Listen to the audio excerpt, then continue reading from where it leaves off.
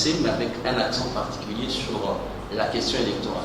Donc autour de moi, j'ai l'honneur de recevoir pour vous Madame Patricia Seya, qui est rapporteure de la Commission électorale nationale indépendante. Un grand merci, nous souhaitons la bienvenue.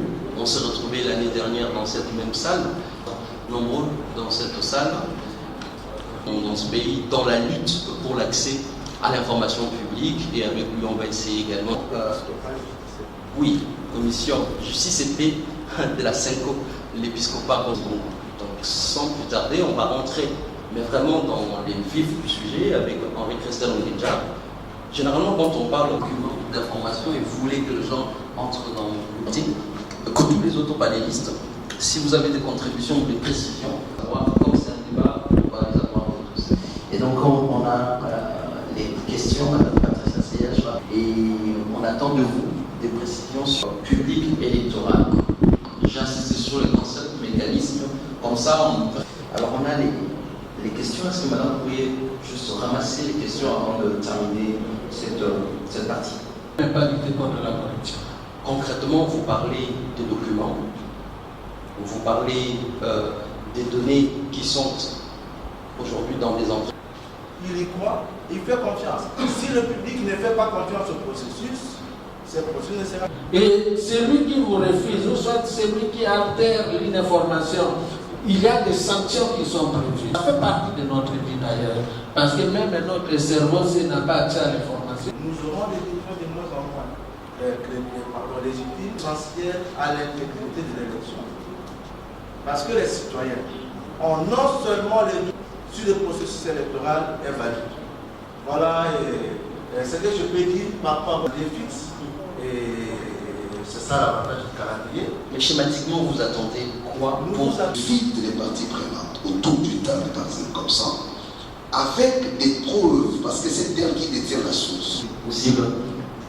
Vous avez produit un travail remarquable qui n'a.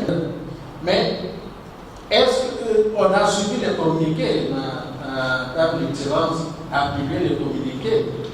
Nous sommes partis pour participer avec réputation, mais en tant que citoyen, avisé avec un regard, on a dit ici, ça vient avant. Donc, j'estime que les questions d'actualité qui essaient de donner tous ces indicateurs-là.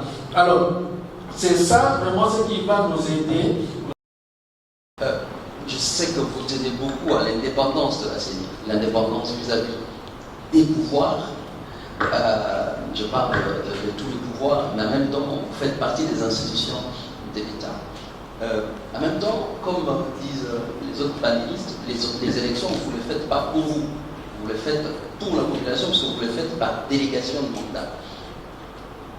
Mais je sais aussi que le président de la Commission électorale nationale indépendante a promis à la population congolaise d'avoir un processus le plus transparent possible, avec un affichage de résultats bureau de vote par bureau de vote et une publication de résultats bureau de vote par bureau de vote, quand bien même il y a des nuances que relèvent certains membres de la société civile et même de politiciens. Est-ce qu'aujourd'hui, vous pouvez nous présenter les mécanismes mis en place par la Commission électorale pour justement avoir ce processus qui serait le plus transparent possible? Pour la question, je voudrais commencer par vous féliciter pour l'organisation de cette activité et aussi saluer le public. Je voudrais également commencer par dire que la mission de la CENI est celle d'organiser les élections. Et pour organiser les élections, la CENI regroupe 4 grandes activités ou 4 grandes opérations, notamment la cartographie opérationnelle, la révision du fichier électoral ou enrôlement des électeurs, le scrutin et aussi la publication des résultats. Et toutes ces opérations sont précédées par le recrutement et la formation du personnel temporaire. Et aussi, toutes ces opérations génèrent de l'information. La CENI ne peut pas communiquer sur n'importe quelle activité. La CENI communique par rapport aux opérations liées au processus électoral. Et pour communiquer, la CENI utilise les médias traditionnels, mais aussi modernes, notamment les communiqués de presse. Et je suis contente que les panélistes aient reconnu que nous communiquons régulièrement sur ça. Et donc, les communiqués de presse, nous avons également les réseaux sociaux, les comptes Twitter, Facebook, ainsi de suite. Nous communiquons également à travers les cadres de concertation. Pas plus tard qu'hier, il y a eu les cadres de concertation avec les partis politiques. Nous avons eu à organiser les cadres de concertation avec la société civile, avec la société savante. Cette fois-ci, nous avons innové avec la société savante, où nous retrouvons les professeurs, les assistants, tous ceux qui sont dans le corps académique. Mais également dans le plan national, parce que l'article 25 de la loi organique de la CENI exige à la CENI de publier le plan national de communication et d'information. Et dans le plan de communication et d'information, nous avons aussi relevé un autre point très important pour communiquer, c'est la tribune d'expression populaire. À travers ça, nous descendons vers les milieux reculés pour échanger directement avec la population, parce que c'est elle qui a la plus à gagner dans le processus électoral. Alors, je suis contente que les autres panélistes aient reconnu que la CENI communique et ils veulent qu'on publie le calendrier électoral. Mais je voudrais partir d'un exemple. Nous tous ici, nous avons eu à organiser des activités, nous avons eu à organiser des événements. Et pour organiser un événement, par exemple, je vais prendre le cas de votre activité ici, vous avez fixé une date. Et maintenant, il fallait voir la faisabilité autour de cette date. La même chose, la CENI a publié le 3 février dernier sa feuille de route, qui est une boussole pour nous, avec nous avons publié la feuille de route avec des grandes opérations, des grandes dates. Et nous avons dit que nous allons organiser les élections en décembre 2023. Mais ces élections sont présidées par la cartographie que nous venons de clôturer pour votre information. En 2018, ou en 2016, il y avait 18 000 bureaux de vote ou 18 000 centres d'inscription. Mais cette fois-ci, pour réduire les distances et permettre à ce que la population s'enrôle dans un lieu le plus proche, nous avons rajouté 4 000 centres d'inscription. Donc, nous sommes à 22 000 centres d'inscription. Et il a été dit ici qu'il faudrait qu'on communique sur la cartographie opérationnelle. Moi, je voudrais qu'on reste plutôt... Sur le même élément, sur le calendrier électoral, la feuille de route n'a pas une contrainte légale, c'est-à-dire que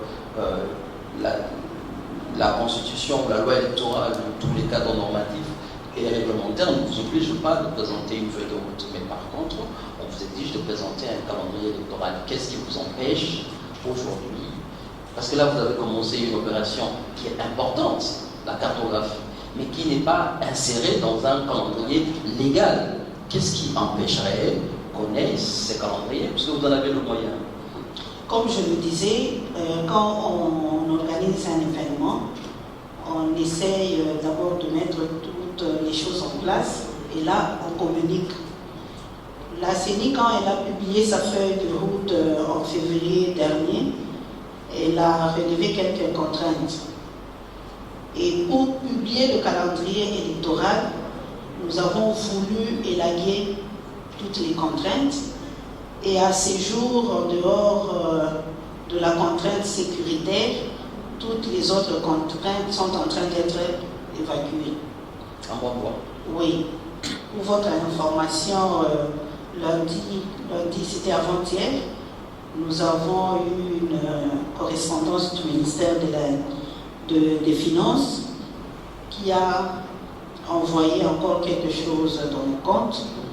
Donc là, nous avons un retard de 2 mois et il compte apurer tout ce qu'il y a comme litige au plus tard au mois d'octobre. Et là, on va respecter le plan de décaissement arrêté par la CENI et le gouvernement. Parmi les données dont on parle ici, qui devraient être ouvertes, ça devait également être ces plans de décaissement, qu'on sache combien coûtent les élections et comment sont organisés les décaissements. Je suis d'accord avec vous. Ce qu'il faudrait savoir, c'est que la CENI, et surtout avec l'actuel management, nous sommes ouverts à tous les médias. Nous sommes ouverts à toutes les organisations, à toutes les parties prenantes et nous communiquons régulièrement.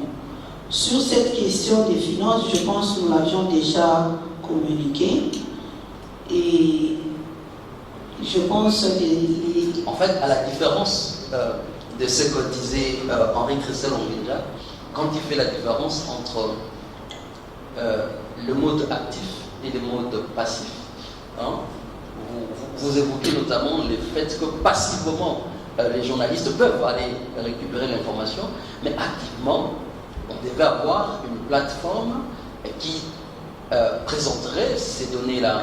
Par exemple, que ça ne soit pas un secret, que ça ne soit pas que le journaliste qui aille chercher, mais que l'on sache, par exemple, sur le site de la CENI, voici la cartographie électorale, voici le calendrier électoral, voici combien coûtent les élections, d'où viennent les fonds et qui participe au fonds. On en est où avec le plan de décaissement de ces fonds? Je crois que c'est ce qui demande. Par rapport aux plateformes, comme je le disais, ça existe déjà à travers les groupes WhatsApp, les comptes Twitter. Les groupes WhatsApp, je vais demander à nos équipes de mettre certaines informations dont vous êtes en train de parler ici. Et par rapport aux finances, on va également mettre ça sur la toile. Sur le site de la CENI. Pas sur le site, parce que le site jusque-là n'est pas encore opérationnel. Nous sommes en train de travailler là-dessus. Mais sur les différentes plateformes de la CENI, on pourra déjà mettre ça.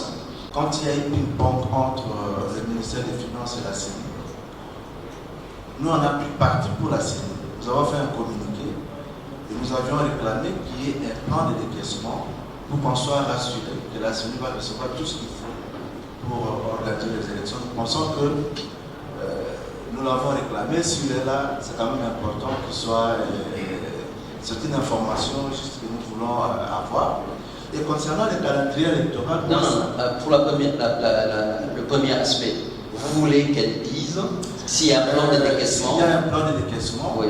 C'est bien que nous puissions l'avoir. Okay. Et ça va nous permettre de continuer le plaidoyer. Effectivement, s'il y a un retard dans les décaissements, nous on peut continuer le plaidoyer pour lui donner l'argent, parce que nous voulons les élections dans les délais. Donc je note la question, est-ce qu'il existe un plan de décaissement? Est-ce qu'il est disponible? Est-ce que vous pouvez le partager avec moi? Madame a dit qu'il était disponible. Je veux passer au deuxième aspect par rapport au calendrier. Si je considère la communication au niveau du gouvernement, la volonté politique d'organiser les élections dans les délais est là. Si nous suivons les dernières sorties médiatiques du ministre des Finances, l'argent est là et il sera là pour organiser les élections dans les délais. C'est de même du côté de la CENI, quand je suis le président Denis, même madame, de temps en temps, les autres membres du bureau de la plénière, les élections auront lieu l'année 2023. S'il y a la volonté politique, il y a l'argent, il y a les ressources, toute l'expertise qu'il y a à la CENI et ce qui se passe, pourquoi on peut ne pas publier le calendrier électoral? Très bien, merci. Deux questions.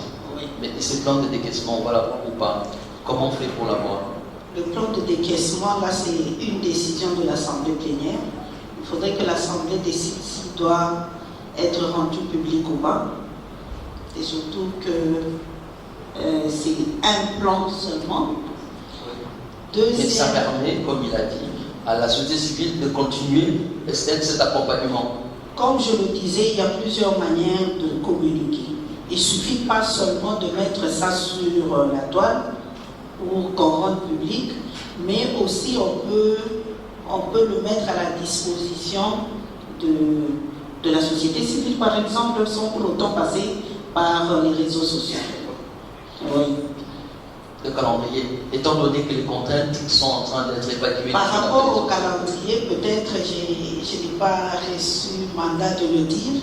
Au niveau de la CENI, nous avons un projet de calendrier que nous avons adopté et nous allons le rendre public très bientôt, avant qu'on démarre l'opération de la révision du fichier électoral. Avant décembre. Oui. Lorsque nous avons publié notre feuille de route, nous avons eu à lever quelques contraintes qui sont en train d'être élaguées. Et l'unique contrainte qui nous reste là, c'est la contrainte sécuritaire. Et ça ne peut pas nous empêcher de publier le calendrier ou d'avancer avec l'organisation des élections. Donc, on note toutes les contraintes présentées par la CENI, donc financement, loi, juridique et autres. Il ne reste plus que le contexte sécuritaire. Oui, oui. Merci. Et par rapport à Madame Dino-Réma, qui a parlé de l'accès au bureau de vote des personnes vivant avec handicap, déjà, vous êtes notre partenaire, vous venez à la CENI, vous allez remarquer que à la CENI, en dehors des escaliers, nous avons également, je ne sais pas comment on appelle ça, rampe pour permettre l'accès aux personnes vivant avec handicap à la CENI. C'est déjà quelque chose qui n'existait pas. Si on l'a fait, c'est parce que nous voulons que ça existe également au niveau des bureaux de vote. Et voilà. Merci, mais il y avait la question de placer Matou sur aujourd'hui. Est-ce qu'il y a encore des écueils? Vous avez répondu, mais spécifiquement à cette question, quels sont les écueils aujourd'hui qui peuvent faire en sorte que le rendez-vous de décembre 2023 ne soit pas respecté? En tout cas, je ne crois pas qu'il en existe encore. Comme j'ai toujours eu l'habitude de le dire, à ce stade, le rouleau compresseur des élections est en marche. On ne sait pas reculer. Merci beaucoup. Il y avait également la... Merci encore une fois pour ces échanges. Je voudrais remercier les panélistes pour les propositions qu'ils ont faites à la CENI. Mais je tiens à relever que la plupart des propositions qu'ils ont faites sur l'accès à l'information, je les ai relevées tout à l'heure quand j'ai pris le mot. Et notamment les communiqués de presse, ils sont revenus sur ça. Les cadres de concertation, ils sont revenus sur ça, mais avec insistance. Comme je le disais au début, la CENI communique sur ses opérations. Et comme on a plusieurs partenaires, on ne peut pas revenir avec le même partenaire sur un même sujet. Nous communiquons sur la cartographie opérationnelle avec tous les partenaires. Quand ça passe avant la révision du fichier électoral, on prend également les partenaires, les mêmes partenaires, on parle de la révision du fichier électoral et ainsi de suite. Donc pour moi, j'ai dit merci parce qu'ils veulent qu'on puisse insister. Je prends note. Et peut-être quelque chose de nouveau que Monsieur Henri, voilà, merci, excusez-moi, qu'il a proposé, c'est les Open Data. Nous allons nous imprégner avec les équipes pour voir comment on peut aussi avoir ça au niveau de la CENI. Mais peut-être quelque chose que je n'ai pas dit ici, la CENI est en train de mettre en place le call center parce que nous disons que c'est aussi un outil très important pour l'information et la communication. Et très bientôt, vous aurez la suite de ça, surtout avec la population qui se trouve dans la forêt, comme l'a dit tout à l'heure l'un des intervenants. Ça permettrait avec son téléphone d'appeler quelqu'un à la CENI et qui donne l'information et la vraie information à temps réel. Ça sera après quand? Nous sommes en train de mettre ça en place, je pense, avant l'opération de l'enrôlement, ça sera déjà opérationnel. Est-ce qu'on peut oublier le projet de radio qui avait été lancé avec... Non. La radio, bon, ça c'était avec l'ancienne équipe, mais nous avons trouvé que ce n'est pas dans les attributions de la CENI, dans ses missions d'avoir une radio. Mais plutôt le call center, ça permettrait à toute la population d'atteindre la CENI et d'avoir l'information à temps réel. Un dernier mot.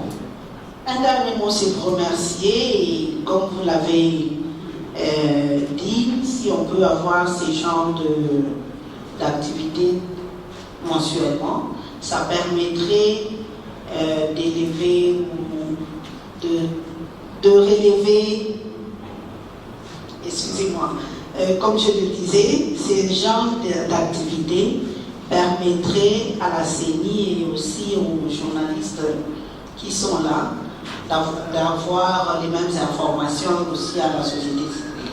Merci beaucoup. Merci.